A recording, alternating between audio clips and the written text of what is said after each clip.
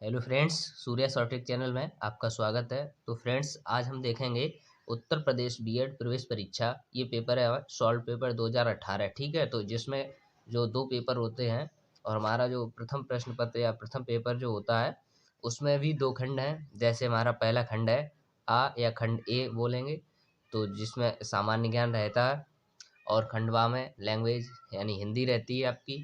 तो 50 क्वेश्चन की और 50 क्वेश्चन ये जीके के। तो आज हम पहले ये 50 क्वेश्चन जीके के सॉल्व करेंगे, ठीक है, आपके बीएड एंट्रेंस एग्जाम के लिए, जो कि बहुत ही हेल्पफुल रहेंगे। चलिए देखते हैं आज के प्रश्नों को। पहला दिया गया है, उगते हुए सूरज का देश किसे कहा जाता है। तो आपके पास चार ऑप्शन है, म्यांमार, जापान, भारत, नॉर्वे। तो इसका आंसर क्या रहेगा हमारा, जापान। यानी उगते हुए सूरज का देश जापान को कहा जाता है। दूसरा क्वेश्चन है हमारा, किस संविधान संशोधन के द्वारा मत अधिकार की आयु को 21 वर्ष से घटाकर 18 वर्ष कर दिया गया है। तो इसमें क्या रहेगा हमारा, ऑप्शन सी, ठीक है। 61वां संविधान संशोधन जो हुआ है हमारा 1989, इसमें हमारी जो है मतदान की आयु 21 वर्ष से घटाकर 18 वर्ष कर दी गई है, ठीक है। तो अब देखते हैं तीसरा क्वेश्चन। इसमें दिया है, विश्व शिक्षक दिवस मनाया जाता है। तो ऑप्शन है 5 अक्टूबर, 5 दिसंबर, 5 अगस्त, 5 सितंबर। तो हमारा देखिए शिक्षक दिवस है वो 5 सितंबर को मनाया जाता है, लेकिन यहाँ पूछा गया है विश्व शिक्षक दिवस, इसका ध्यान रखेंगे और ये इंपॉर्टेंट क्वेश्चन है फ्रेंड्स, ठीक है। शिक्षक दिवस तो ये हमारा 5 अक्टूबर को मनाया जाता है, और यही पूछ दिया जाए शिक्षक दिवस तो 5 सितंबर, ठीक है। तो इसका ऑप्शन ए रहेगा। अगला देखेंगे, जिसमें दिया गया है, इसमें दिया हुआ है, किसके द्वारा खालसा पंथ की स्थापना की गई थी। तो गुरु तेग बहादुर, गुरु गोविंद सिंह, गुरु हरगोविंद, गुरु नानक देव। तो ये खालसा पंथ की स्थापना, ये भी इंपॉर्टेंट क्वेश्चन है फ्रेंड्स, गुरु गोविंद सिंह के द्वारा की गई थी, जो कि आपका ऑप्शन बी रहेगा। तो अब देखते हैं अगला, जैसे पांचवा है, भाखड़ा नागल परियोजना किस नदी पर स्थित है। महानदी, सतलुज नदी, कृष्णा नदी, ताप्ती नदी। तो भाखड़ा नागल परियोजना सतलज नदी पर है, ठीक है, ऑप्शन बी। और अगला है, सूर्य ग्रहण होता है जब, ये जिसका भी पेपर है उससे नहीं हुआ होगा शायद, तब उसने ये टिक कर दिया, ठीक है।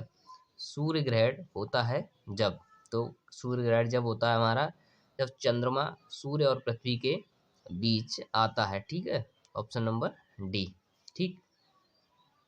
ऐसे सातवां है, NCTE, ठीक है। NC पूछा गया है इसकी फुल फॉर्म हमारी, ठीक है, या NCTE क्या है, ठीक है। तो इसमें देख लेंगे हम, NCT national council for teacher education, और ये ऑप्शन है, लेकिन आपका आंसर यही है, पहला ही मिल गया, national council for teacher education, जो कि ऑप्शन ए है, ठीक है।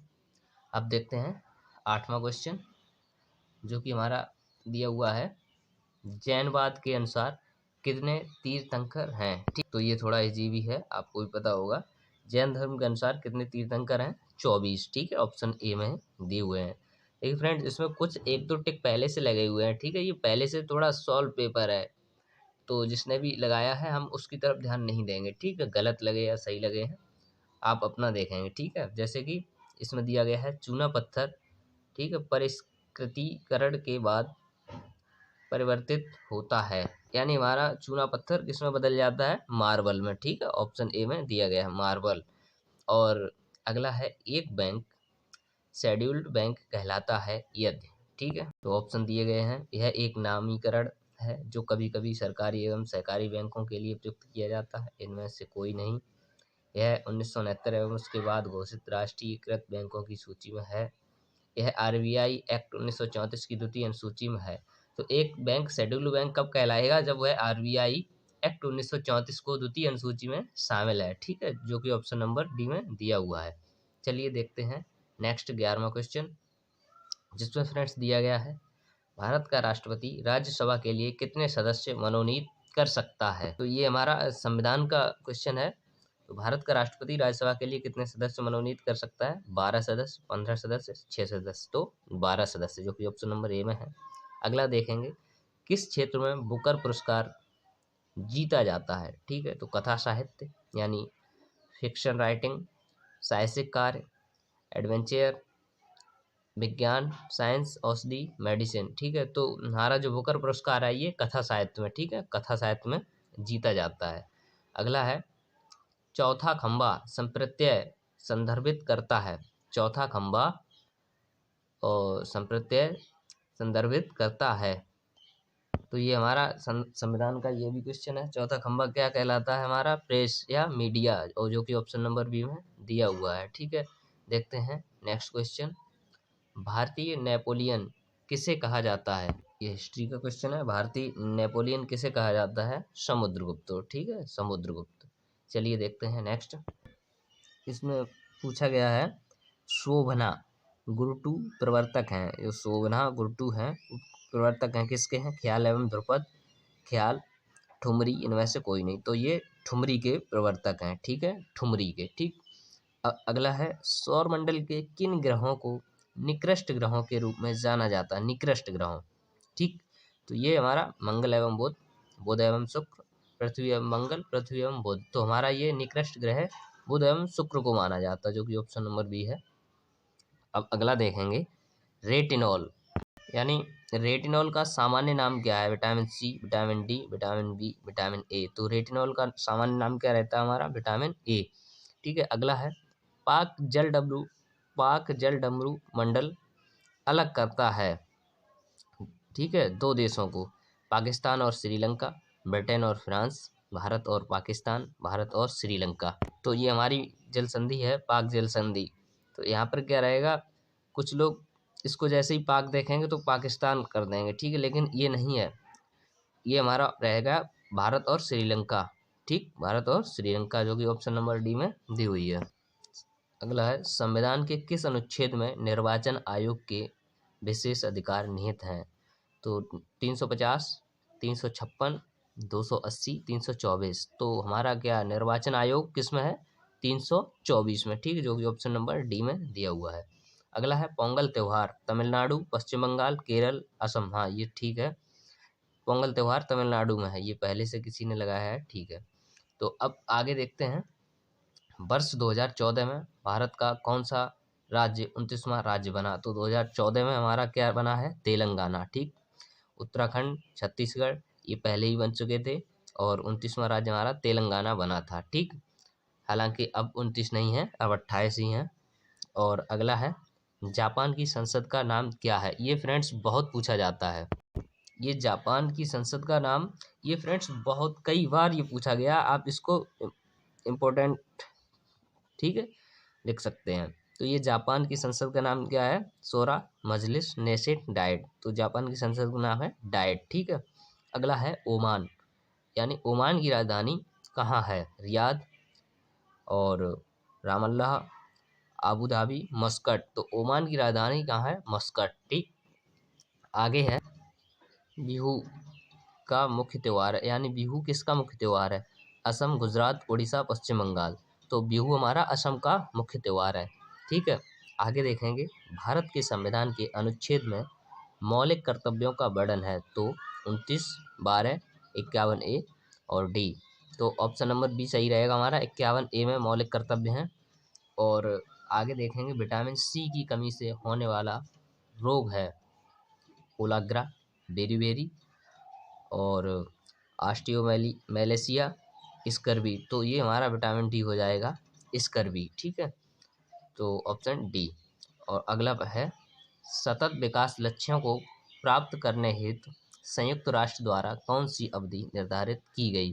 तो सतत विकास जो लक्ष्य हैं इनको प्राप्त करने के लिए 2016 से 2030 तक, ठीक, ऑप्शन नंबर बी। अगला देखेंगे कैलाश सत्यार्थी संबंधित हैं।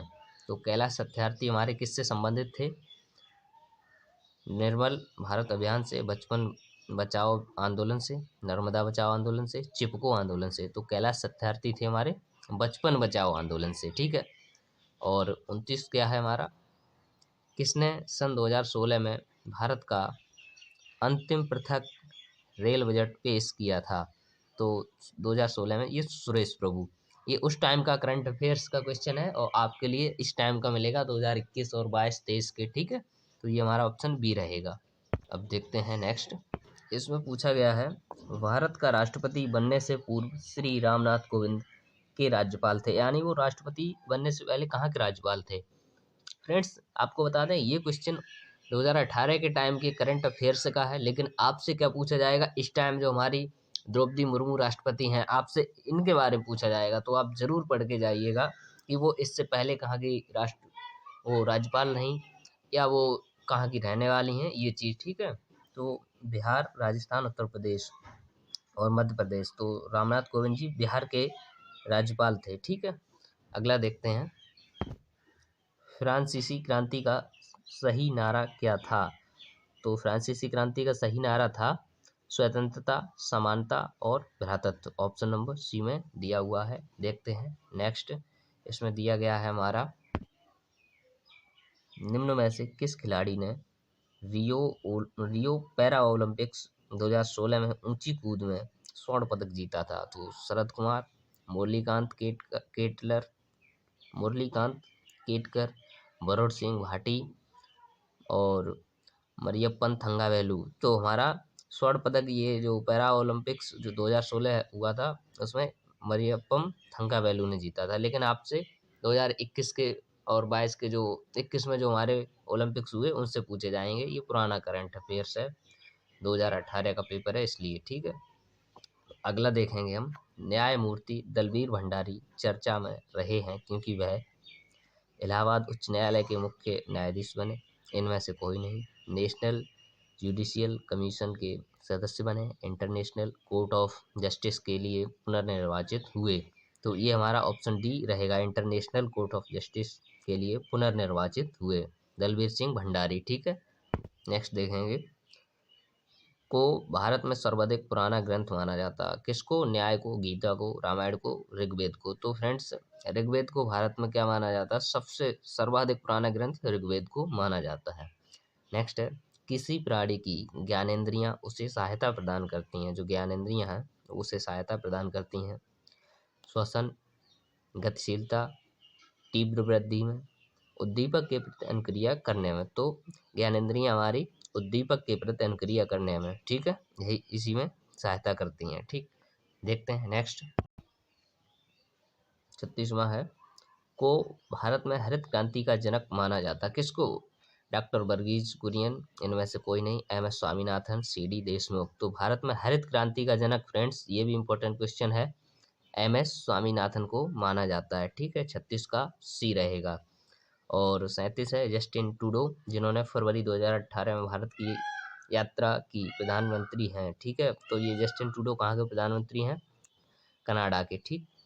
तो ये इसके अनुसार ये हो जाएगा, लेकिन आपसे इस टाइम की करंट पूछी जाएगी, ये करंट का क्वेश्चन है। अगला है, निम्न में से कौन सा नाटक विलियम शेक्सपियर द्वारा नहीं लिखा गया है। तो Julius Caesar, Hamlet, as you like it, ये इसके नाटक हैं, लेकिन आर्म्स एंड द मैन ये इसका नाटक नहीं है। ऑप्शन सी ये आपका आंसर है। अगला है, राष्ट्रीय प्रतिरक्षा संस्थान स्थित है चेन्नई में, मुंबई में, बेंगलुरु में, नई दिल्ली में। तो ये पहले से हम नहीं देखेंगे सही है या नहीं है, लेकिन आपको देखना है राष्ट्रीय प्रतिरक्षा संस्थान नई दिल्ली में है, ठीक, जो कि ऑप्शन नंबर सी में दिया गया है। अगला देखेंगे, 2020 में ग्रीष्मकालीन ओलंपिक खेलों का आयोजन किस देश में किया जाएगा, ठीक है। तो ये करंट का क्वेश्चन है, अब तो ये हो चुका है। तो फ्रेंड्स कहाँ हुआ था हमारा, जापान में, ठीक, जापान में टोक्यो ओलंपिक, जो कि हमारे कोविड की वजह 20 में नहीं हुए थे, 21 में हो गए हैं टोक्यो ओलंपिक जापान में, ठीक। तो अगला देखेंगे 41वां, ठीक, इसको देखेंगे हम। इसमें है, कॉलम एक को कॉलम दो के साथ सम्मिलित कीजिए। तो इसमें कॉलम एक में क्या है, बीमारी दी है और इसमें उसका कारण दिया गया है, ठीक है। तो ये हमारे इसके कूट जो है, इसके ऑप्शन है वो नेक्स्ट पेज पर है, पहले हम इसको पढ़ लेंगे। जैसे इसमें दिया गया है रिंग वर्म, तो ये किससे होता है हमारा रिंग वर्म, ये हमारा होता है फंजाई, ठीक है। तो हमारा ये क्या रहेगा, जैसे 3। और मलेरिया आपका किससे होता है, प्रोटोजोआ से, पता है, 31। और जो कोलेरा है हमारा, या ये किससे होता है, कॉलरा, बैक्टीरिया से, तो 2 हो जाएगा। और एनीमिया है, ये एनीमिया लौह की कमी से होता है, ठीक, तो ये 4। तो इस तरह से हमारा कूट बनेगा 31, 24। चलिए अब आपको इसके ऑप्शन दिखाते हैं जो कि नेक्स्ट पेज पर हैं। फ्रेंड्स ये हैं उसके ऑप्शंस हमारे अभी 41 क्वेश्चन के, 41 नंबर के। तो हमने क्या देखा था, 31 और 24। इसमें है 31 और 24 ऑप्शन सी में। ठीक है, चलिए देखते हैं हम नेक्स्ट। 42वां दिया गया है, निम्न में से कौन राज्य हड़प नीति से संबंधित है। फ्रेंड्स ये भी बहुत ही इंपॉर्टेंट क्वेश्चन है, ये हमारे एग्जाम में भी आया था और ये हर बार कहीं ना कहीं पूछ लिया जाता है। ठीक है, तो इसमें ऑप्शन है Lord Ripon, Lord Minto, Lord Curzon, Lord Dalhousie. तो यही रहेगा लॉर्ड डलहौजी। 1848 की बात है ये, देख के जाएंगे आप लोग। और इसमें है निम्न में से कौन सा इनपुट डिवाइस नहीं है। तो ये इनपुट डिवाइस, आउटपुट डिवाइस, थोड़ा कंप्यूटर चैप्टर भी पढ़ के जाएंगे। Camera, printer, keyboard, mouse. तो हमारा ये कैमरा इनपुट है, कीबोर्ड इनपुट है, माउस इनपुट है, लेकिन ये हमारा आउटपुट है, प्रिंटर। ठीक है, तो यही इसका आंसर हो जाएगा 43 का बी। देखते हैं नेक्स्ट। तो 44वां है, हिंदी फीचर फिल्म पद्मावत, ठीक है, किस लेखक की रचना पर आधारित है। पद्मावत अबुल फजल, रस खान, मलिक मोहम्मद जायसी, अमीर खुसरो। तो पद्मावत किसकी रचना थी फ्रेंड्स, मलिक मोहम्मद जायसी की, जो कि ऑप्शन नंबर सी में दी हुई है। अगला है, सोमनाथ मंदिर पर आक्रमण किया था मोहम्मद बिन कासिम ने, इल्तुतमिश ने, मोहम्मद गौरी ने, महमूद गजनबी ने। तो सोमनाथ मंदिर पर किसने आक्रमण किया था, महमूद गजनबी ने। ठीक है, देखते हैं नेक्स्ट। तो इसमें पूछा गया है, 46 में सांख्य दर्शन का प्रतिपादन या प्रतिपादक किसे माना जाता है। तो पतंजलि को, वाल्मीकि को, गौतम को, कपिल को। तो कपिल को। ठीक, सांख्य दर्शन कपिल। और 47वां है, प्रसिद्ध पुस्तक पावर प्रसिद्ध पुस्तक poverty and un-British rule in India, इसके लेखक कौन है। तो इसके लेखक कौन है, हमारे दादा भाई नौरोजी। ठीक, ऑप्शन में और भी हैं लेकिन इसका आंसर यही है, दादा भाई नौरोजी। ठीक है, और क्वेश्चन नंबर देखते हैं 48। इनमें से कौन प्रसिद्ध हिंदी पत्रिका सरस्वती के संपादक हैं। तो सरस्वती पत्रिका के संपादक कौन थे, पंडित पूरणचंद, महावीर प्रसाद द्विवेदी, बालकृष्ण भट्ट, राजा शिव प्रसाद। ठीक है, तो इसके सरस्वती पत्रिका के संपादक कौन थे, महावीर प्रसाद द्विवेदी। ठीक, जो कि ऑप्शन नंबर बी में है। और अगला देखते हैं, मदर पुस्तक किसने लिखी। तो ऑप्शन है बेन जॉनसन ने, ऑस्कर वाइल्डे ने, टी.एस. इलियट ने, मैक्सिम गोर्की ने। तो मदर पुस्तक किसने लिखी थी, मैक्सिम गोर्की ने। ठीक, ऑप्शन नंबर डी। अब देखते हैं लास्ट है हमारा आज की वीडियो में।